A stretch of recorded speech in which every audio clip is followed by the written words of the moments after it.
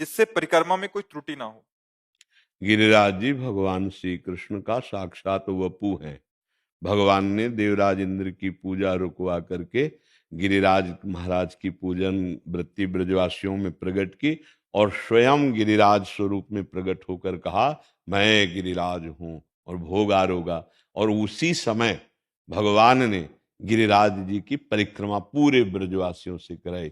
ये जो 21 किलोमीटर में गिरिराज जी महाराज विराजमान है, ये साक्षात श्री कृष्ण वपु हैं। मतलब ये शिला यहाँ से कभी ले नहीं जाई जाती। ब्रज के बाहर कोई गिरिराज जी की शिला कभी भूल न करे ले जाने की, नहीं महत अपराध लगता है।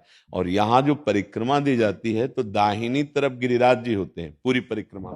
जब हम परिक्रमा देंगे तो दाहिनी तरफ आराध्य देव गिरिराज जी होते हैं। तो इधर लघु शंका न करे, इधर थूके नहीं, इधर कुल्ला न करे, लघु शंका कुल्ला बाई तरफ करे। और पूरे गिरिराज जी में मौन परिक्रमा दे या नाम कीर्तन करे, बीच में कोई प्रपंच की बात न करे, कोई नशा न करे। जैसे अज्ञानी जन है, नहीं जानते हैं तो मसाला खा लिया या बीड़ी सिगरेट पी, ऐसा नहीं। परिक्रमा मतलब पूजा हो रही है। भले एक बार परिक्रमा दो लेकिन नंगे पैर परिक्रमा दो, क्योंकि पूजा में जूता पहन के थोड़ी जाते हैं। तो हम गिरिराज जी की परिक्रमा कर रहे हैं, नंगे पैर करे, दाहिनी तरफ कोई लघु शंका मलमूत्र का कुल्ला आदि का त्याग न करे, बाईं तरफ करे और मौन व्रत धारण करते हुए नाम जप करे या नाम कीर्तन करते हुए। अगर चर्चा हो तो भगवत चर्चा हो, नहीं तो मौन। ऐसी पूरी परिक्रमा कर ले तो वो 84 लाख योनियों में नहीं जाएगा। एक बार वृंदावन की परिक्रमा, गिरिराज जी की परिक्रमा, ये साक्षात प्रभु विराजमान है। अलौकिक धाम से धाम वृंदावन चिदानंद धाम है। तो वृंदावन है, गिरिराज जी हैं, बरसाना है, 84 कोस की ब्रज की परिक्रमा है, ये सब भगवत प्राप्ति के लिए है। तो सावधानी पूर्वक परिक्रमा दी जाए, ये साक्षात भगवत स्वरूप हैं गिरिराज जी महाराज। जो भी कामना अगर की जाती है और गिरिराज जी की प्रदक्षिणा दी जाए भाव से, तो लाखों की कामनाएं पूर्ण कर दी गिरिराज जी ने, और लाखों की करते रहेंगे। पर भाव पूर्वक होना चाहिए, अपराध बीच में ना बने। तो संपूर्ण कामनाओं को पूर्ण करने में समर्थ कल्पतरु, कामधेनु, सुरतर स्वरूप श्री गिरिराज जी महाराज। जैसे कल्पतरु के नीचे चला जाए जो चाहे वो प्राप्त हो जाता है, जैसे कामधेनु से जो चाहे वो प्राप्त हो जाता है, ऐसे गिरिराज महाराज से प्राप्त हो जाता है। हमारे ब्रज के मुकुटमणि हैं गिरिराज महाराज। महाराज जी, एक दो और संशय थे इसमें। जी जैसे रास्ते में कहीं गुरुजनों के या संत महापुरुषों के आश्रम या उनकी कुटिया है, उनके दर्शन करते हो या उधर एक दो घंटा बैठ के जा सकते हैं, इसको भी हाँ, पर परिक्रमा कहते अगर हैं? दाहिनी तरफ कोई कुटिया या आश्रम है तो हम वहां लघु शंका नहीं करेंगे, हम सोच रहे बैठ कर सकते पर। हैं महाराज जी उधर हाँ हाँ, जाके, बैठ सकते हैं। कीर्तन आदि एक जगह पे बैठ के? हाँ हाँ, वो तो कर सकते महाराज हैं जी, अगर क्योंकि कुछ बीच में रास्ते में जैसे परिक्रमा लंबी है, कुछ हाँ पा सकते हैं महाराज जी? हाँ, एक इधर बाईं तरफ बैठकर, बाईं तरफ बैठकर गिरिराज जी की इस साइड में बैठकर खाएं पिए कुल्ला करें लघु शंका करें, क्योंकि 21 किलोमीटर की यात्रा होती है ना, तो हाँ ऐसा कर सकते महाराज हैं। जी, क्या पादुका आदि में भी परिक्रमा हो सकती है? नहीं, पादुका में पहन करके नहीं हो सकती, बिल्कुल नहीं। पादुका पहन करके कहीं पूजा होती है क्या? पूजा गृह में हम पादुका पहन के थोड़ी जाएंगे। तो ऐसे इस समय जब परिक्रमा दी जाती है तो हम प्रदक्षिणा, ये भक्ति का अंग है, उस समय हम पादुका नहीं पहन। तभी हमने बीच में कहा भी, एक ध्यान से सुना होगा, कि चाहे एक परिक्रमा दे पर नंगे पैर दे। जो मतलब शास्त्रीय नियम है कि पादुका पहन करके कहीं परिक्रमा नहीं होती। जा सकते हो, आप मान लो गिरिराज जी गए हो तो पादुका पहने जा सकते हो, लेकिन जहां परिक्रमा उठाई तो पादुका हटा देनी चाहिए, नंगे पैर देना चाहिए। महाराज जी, एक और संशय। जैसे कुछ वृद्ध जन होते हैं, 70-80 साल की उम्र हो गई है, चल नहीं पा रहे, क्या टमटम आदि से वो बैठ के नंगे वो पैर अपने आप दर्शन करना माना जाएगा। पूरे गिरिराज जी का दर्शन हो रहा है टमटम में, रिक्शा में बैठकर। रिक्शा और टमटम में बैठ करके प्रदक्षिणा नहीं मानी जाएगी। वो दर्शन कर रहे हैं आप गिरिराज जी की तलहटी के आसपास। गिरिराज जी का बड़े भाग्यशाली है वो भी। अंदर से ऐसी भावना कर ली जाए कि महाराज जी हम परिक्रमा कर रहे हैं, क्योंकि हमारा इतना शारीरिक हाँ, तो फिर उसमें तो अगर यहाँ ना भी आवे तो भी परिक्रमा का फल मिल जाएगा। ये तो गिरिराज जी आने की बात है।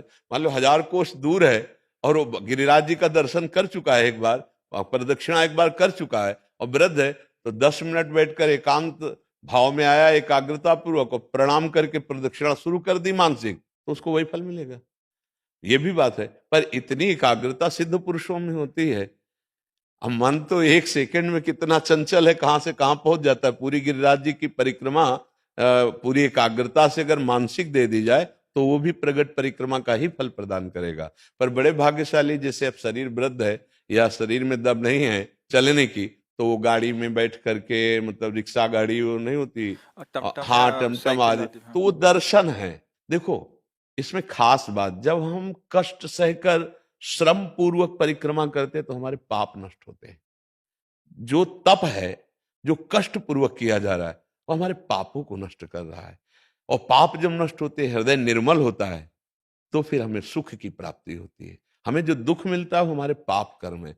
इसीलिए कष्ट पूर्वक ये साधना की गई है। नंगे पैर ब्रज 84 कोस की परिक्रमा, नंगे पैर गिरिराज जी की परिक्रमा। अब जैसे 84 कोस की परिक्रमा अपने लोगों ने लगाई, तो कोई पादुका थोड़ी पहनी है, सावधानी रखी गई। तो ये कष्ट पूर्वक तप है, जिससे भगवान प्रसन्न होते हैं, हमारे पाप नष्ट होते हैं। अब फिर सामर्थ्य नहीं है, तो वैसे तो आजकल प्राय सामर्थ्यहीनता ही प्रकट हो रही। जूता मोजा कार और इसमें जो है ना, तो वो कोशिश करेंगे पैदल चलने की थोड़ी, वो तो कार से ही देखने को। अगर ये हो कि कार से घूमने से फल मिल जाएगा, तो जो कुछ परिक्रमा लग भी रही वो भी बंद कर देंगे। तो खास बात यह है कि जितना तुम शरीर को कष्ट देते हुए नंगे पैर परिक्रमा दे रहे हो, उसका तो फिर अलग ही स्वाद मिलेगा। निश्चित निश्चित बहुत कृपालु गिरिराज जी महाराज है। कोई केवल दर्शन कर रहा है, कोई गाड़ी से केवल दर्शन करके आया, वो भी भाग्यशाली। पर परिक्रमा की तुलना नहीं हो सकती। जो नंगे पैर परिक्रमा गिरिराज जी की लगा रहे हैं, उनकी तुलना गाड़ी और रिक्शा इससे नहीं हो सकती। वो अहोभाग्य है। पर कोई नशा ना करे। प्राय हमने देखा है कि गलती कर देते हैं, जैसे बीड़ी सिगरेट और तम्बाकू मसाला खाया कि भाई इतना वो मेहनत कर रहे हो, त्रुटि भी कर रहे हो, ठीक नहीं है। अरे कम से कम 5 घंटे गिरिराज जी की परिक्रमा लगी, तो 5 घंटे नाम जप करो, 5 घंटे तो कोई नशा मत करो, 5 घंटे तो कोई गंदी बात मत करो, कोई गंदा चिंतन ना करो, तो उसका लाभ मिलेगा। तो कष्ट पूर्वक जो गिरिराज जी या वृंदावन की परिक्रमा होती है, विशेष लाभदायक होती है। महाराज जी एक कोई संशय ना रह जाए इसलिए पूछ रहे हाँ हैं महाराज जी। जैसे अभी हम कभी गिरिराज जी आदि जाते हैं, क्योंकि कुछ संत जन आए एक एक दो दो परिक्रमा करते हैं, उनके पैरों के नीचे जी। तो सॉक्स आदि डाल लेते हैं, हाँ, तो वो सॉक्स क्या आदि है कि वो 2-2 3-3 जो परिक्रमा करते हैं, वो जूता नहीं पहनते, वो कपड़े की पट्टी बांधते हैं, क्योंकि घाव हो जाते हैं।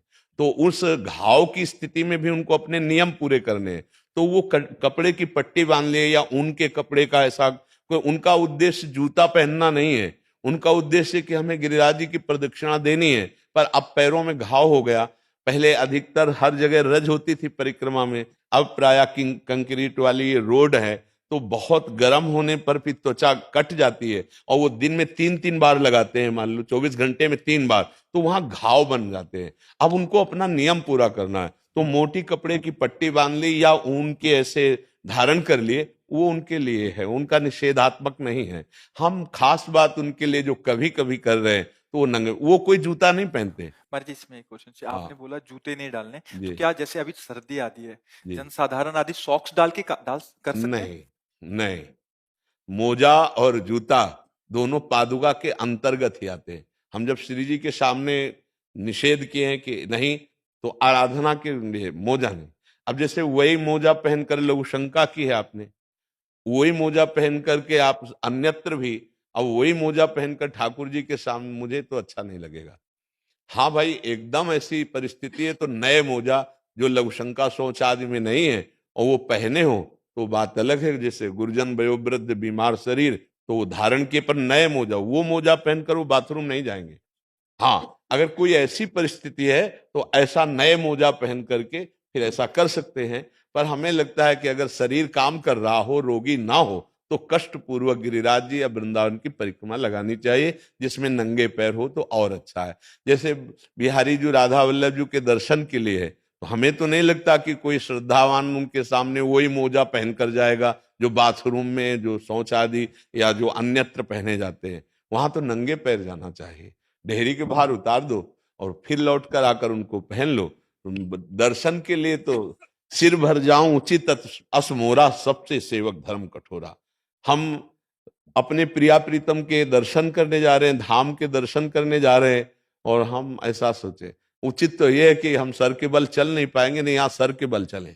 हमारी प्रिया प्रीतम की राजधानी है, हमारे प्रभु का धाम है। जैसे हम अपने गुरुद्वारे में अपने गुरुजनों के यहाँ अत्यंत दैन्य होके जाते हैं, तो गुरु के परम गुरु भगवान विराजमान है, तो हम बड़े भाव से जाएं। पर बकाया जिनका शरीर ऐसा नहीं है वो नवीन मोजे धारण कर लें, नवीन मोजे धारण कर ले जो बाथरूम और शौचालय में प्रयोग नहीं किए महाराज गए। जी जैसे आपने बोला ईस्ट के पास, तो महाराज जी ईस्ट और गुरु में भेद नहीं है, तो जैसे गुरुजनों के पास आते हैं तो उनमें भी ये नियम लागू हाँ, होगा? जैसे अपने यहाँ की नियम है कि छोटा बच्चा है, अब उसको नहीं ज्ञान है ना, उसके मोजे होने चाहिए। दूसरा बीमार और वृद्ध है, उसके नहीं उतराने हैं, क्योंकि उसका शरीर बहुत कमजोर है और इतनी देर में वो ठंड में युक्त हो जाएगा तो पीड़ा पहुंच जाएगी। लेकिन जवान है तो बिलकदाब पहन करके नहीं आना, आप नंगे पैर आइए और आप कष्ट सहिए। ये प्रणाली पवित्र होने के लिए। अब जैसे वृद्ध मूर्ति है, अब उसको आप कह दो कि मोजा उतार दो तो ठंडी लग सकती है, नीचे से उनको जुकाम हो सकता है, लेकिन जवान आदमी सह सकता है। जवान आदमी को तप करने का अवसर है, तो इसलिए हमने दो को छूट दी है, एक छोटा बच्चा और एक वयोवृद्ध रोगी शरीर। अन्यथा सब मोजा रहित होकर के ही श्री जी के दर्शन करें या गुरु जी के दर्शन करें या परिक्रमा लगाएं। ये अगर छोटी परिक्रमा करते हैं तो ये बड़ी नहीं कर पाए हैं तो महाराज जी? परिक्रमा तो पूरी 21 किलोमीटर की है, आज चली जाओ छोटी कर आओ, एक दो दिन बाद फिर चली जाओ बड़ी कर आओ। पर परिक्रमा पूरी तभी मानी जाएगी जब 21 किलोमीटर की परिक्रमा होगी, नहीं तो आधी हुई ना। जी, छोटी तभी कर लें और बड़ी? हाँ, उसको हम 2-3 बार में कर सकते हैं कि आज यहाँ से यहाँ तक किया, चले गए, अपना मानो सामर्थ्य नहीं, फिर अगली बार यहाँ से यहाँ तक किया, फिर यहाँ से पूरा पूरा कर लिया। तो एक परिक्रमा पूरी ऐसी। जिनका शरीर पूरा साथ नहीं दे रहा वो थोड़ा थोड़ा करके कर सकते हैं, 3 बार में कर सकते हैं, 4 बार में कर सकते हैं। बड़े नियत स्थान है जिनमें पहचान लगा दी कि हमारी परिक्रमा यहाँ से यहाँ तक हुई, अगली बार आए यहाँ से यहाँ तक कर लिया, फिर यहाँ से यहाँ तक कर लिया, तो ऐसे पूरी परिक्रमा कर सकते हैं, कर सकते हैं।